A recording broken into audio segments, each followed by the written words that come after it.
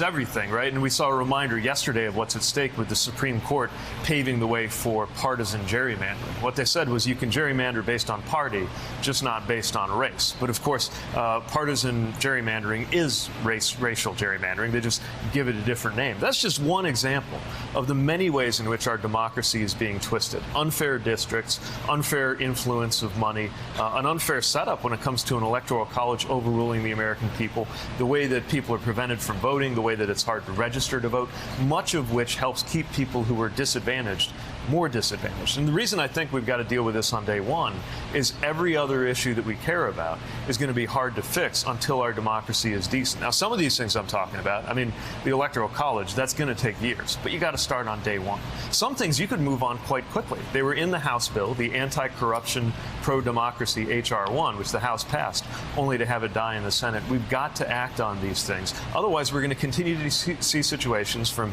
immigration to universal background checks on guns where Americans want to see something happen and Washington cannot deliver. So on those 2 big points, abolish the Electoral College, you're still for that, and expand the Supreme Court, add another seat? Well, it's not just about throwing seats on it. It's about a reform to the Supreme Court that would make it less political.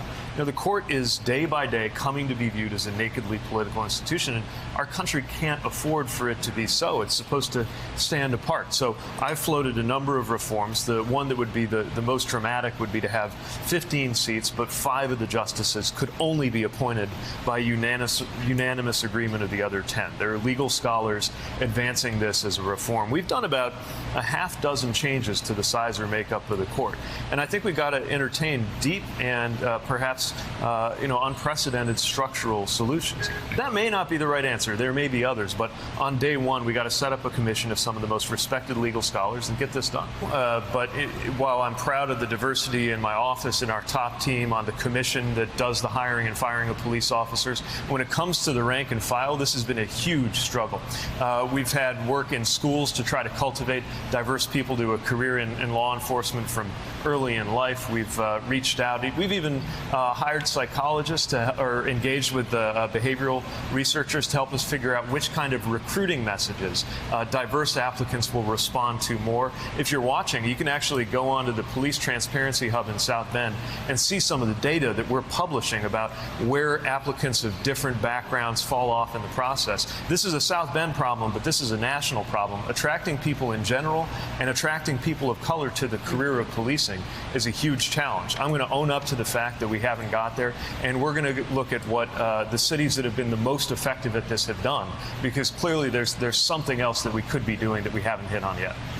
Obviously, I'm a champion of generational change, but I also believe that you have to have a vision with that. I still believe that a person of any age could be a great candidate. The question is, if you're offering that generational outlook, is it backed by a vision that explains what our generation is supposed to deliver? I think the homework for my generation is clear. Deal with climate change before it deals with us, achieve tremendous strides in racial equality before systemic racism tears apart the American project in my lifetime, deliver an economy where the rising tide actually does lift all boats versus that just being a saying. We got to get cracking on that right away. Now, you don't have to have a young candidate for young voters or an older candidate for older voters. I do think that part of what you saw last night was the range of diversity in our party, and that includes, obviously, a lot of generational diversity too. I think what we're learning is some of these issues, we just got to think about them and talk about them differently in our time. And I do think that is a struggle. If you've been in a certain pattern, you're used to certain things because it's how it's worked in Washington for a very long time. I also think the challenge we have in a moment like this is there's this temptation to play it safe in the Democratic Party. That's almost always been self-defeating.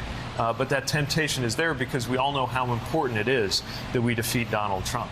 And out of that is arising this message that what we're going to offer as a party is we're going to go back to normal. We're going to return to what we were doing before. And that's a very dangerous message for us to adopt because normal didn't work, not in the industrial Midwest where I live. It's because of the failure of our economic and political normal that so many people were willing to vote for somebody they didn't even like, which is this current president.